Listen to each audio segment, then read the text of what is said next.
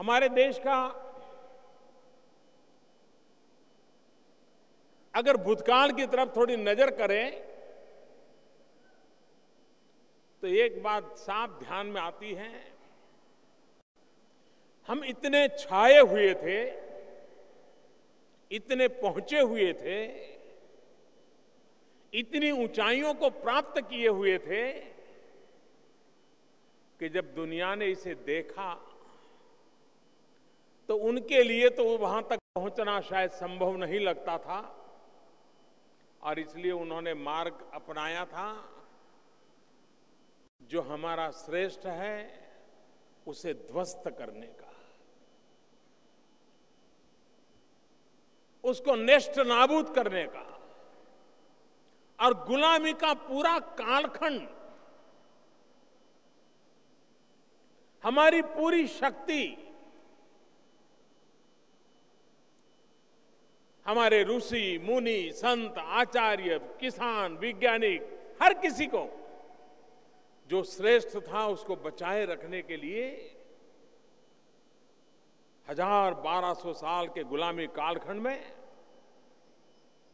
उनकी शक्ति खपती रही। आजादी के बाद जो बचा था उसे पनपाते, उसे पुरस्कृत करते, समयानुकूल परिवर्तन करते, नए रंग रूप के साथ सज सज्जा करते और आजाद भारत की सांस के बीच उसे विश्व के सामने हम प्रस्तुत करते, लेकिन वो नहीं हुआ। गुलामी के कालखंड में नष्ट करने का प्रयास हुआ। आजादी का एक लंबा कालखंड ऐसा गया जिसमें इन श्रेष्ठताओं को भुलाने का प्रयास हुआ।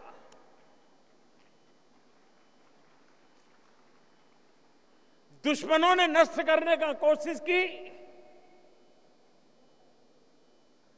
उससे तो हम लड़ पाए, निकल पाए, बचा पाए, लेकिन अपनों ने जब भुलाने का प्रयास किया तो हमारी 3-3 पीढ़ियां दुविधा के कालखंड में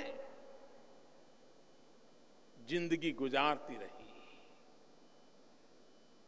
मैं आज बड़े गर्व के साथ कहता हूं, बड़े संतोष के साथ कहता हूं कि अब भुलाने का वक्त नहीं है, जो श्रेष्ठ है उसका गौरव करने का वक्त है और यही वक्त है जो विश्व में भारत की आन बान शान का परिचय करवाए। लेकिन हम इस बात को न भूले कि भारत दुनिया में इस ऊंचाई पर कैसे था। वो इसलिए था कि हजारों वर्ष पूर्व हमारे पूर्वजों ने लगातार इनोवेशन में अपनी जिंदगी खपाई थी। नई नई खोज करना, नई नई चीजों को प्राप्त करना और मानव जात के कल्याण के लिए उसको प्रस्तुत करना, समयानुकूल ढालते रहना। जब से इनोवेशन की, रिसर्च की उदासीनता हमारे भीतर घर कर गई, हम दुनिया के सामने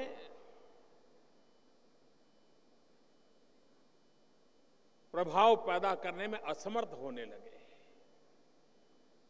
कई वर्षों के बाद जब आईटी रिवॉल्यूशन आया, जब हमारे देश के 18, 20, 22 साल की उम्र के बच्चे माउस के साथ खेलते खेलते दुनिया को अचरज करने लगे, तब फिर से दुनिया का ध्यान हमारी तरफ गया। आईटी ने दुनिया को प्रभावित किया। हमारे देश के 18, 20 साल की उम्र के नौजवानों ने विश्व को प्रभावित कर दिया। रिसर्च, इनोवेशन, इसकी क्या ताकत होती है हमने अपनी आंखों के सामने देखा है। आज पूरा विश्व होलिस्टिक हेल्थ केयर इसके विषय में बड़ा संवेदनशील है, सजग है, लेकिन रास्ता नहीं मिल रहा है। भारत के ऋषि मुनियों की महान परंपरा योग, उस पर विश्व का आकर्षण पैदा हुआ है। वे शांति की तलाश में है। वो बाहर की दुनिया से तंग आके के भीतर की दुनिया को जानना परखने के लिए प्रयास कर रहे हैं। ऐसे समय हम लोगों का कर्तव्य बन जाता है कि आधुनिक स्वरूप में रिसर्च एंड एनालिसिस के साथ योग एक कैसा विज्ञान है,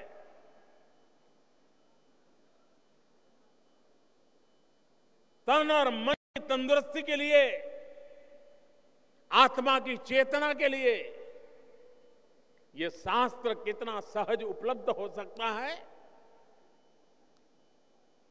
मैं बाबा रामदेव जी को अभिनंदन करता हूं कि उन्हें योग एक आंदोलन बना दिया।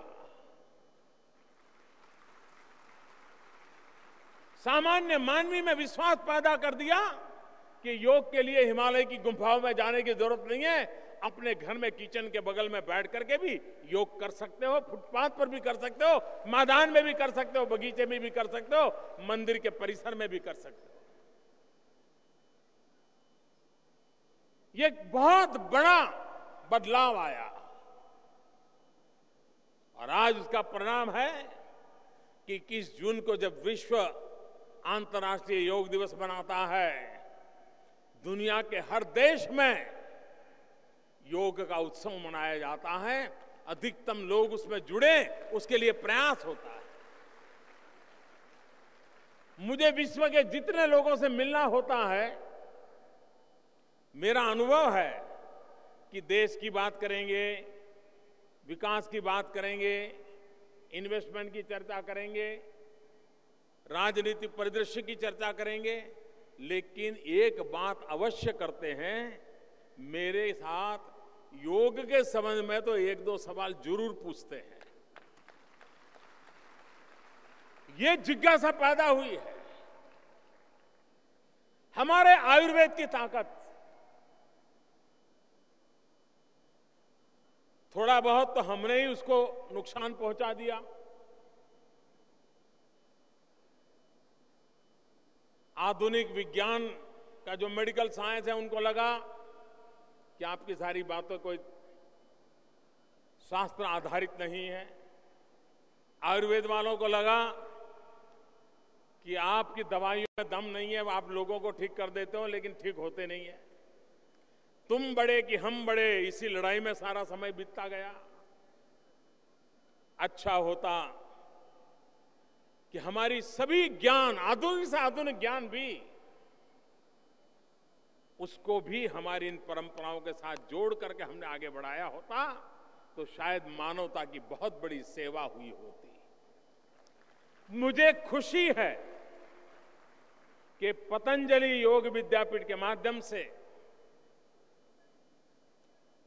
बाबा रामदेव जी ने जो अभियान चलाया, आंदोलन चलाया है, उसमें आयुर्वेद का महिमा मंडन वहां अपने आप को सीमित नहीं रखा। दुनिया जो भाषा में समझती है, रिसर्च के जिन आधारों पर समझती है, मेडिकल साइंस में प्रस्तावित व्यवस्थाओं के तहत समझती है, बाबा रामदेव ने बीड़ा उठाया है। उसी भाषा में भारत के आयुर्वेद को वो लेकर के आएंगे और दुनिया को प्रेरित करेंगे। एक प्रकार से ये हिंदुस्तान की सेवा कर रहे हैं।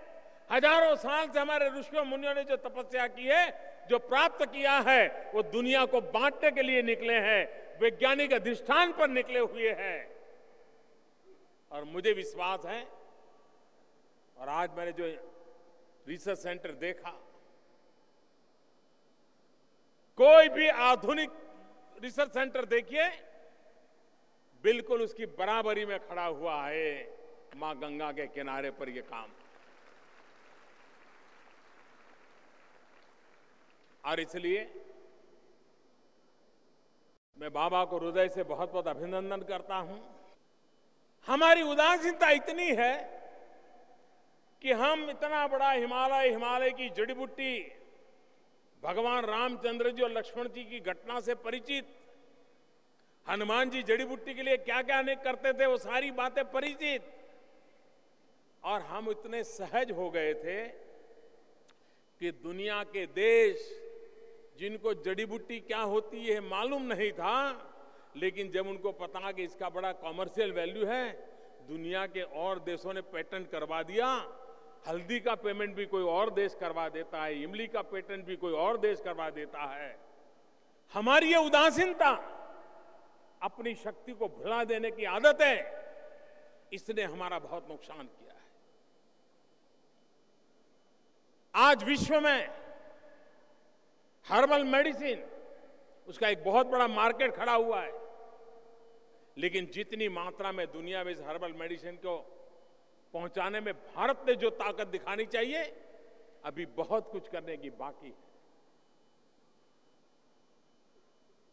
इस पतंजलि संस्थान के द्वारा ये जो रिसर्च और इनोवेशन हो रहे हैं, ये दुनिया के लोगों को होलिस्टिक और वेलनेस के लिए जो इंटरेस्टेड है, उनको ये दवाइयां आने वाले दिनों में काम आएगी।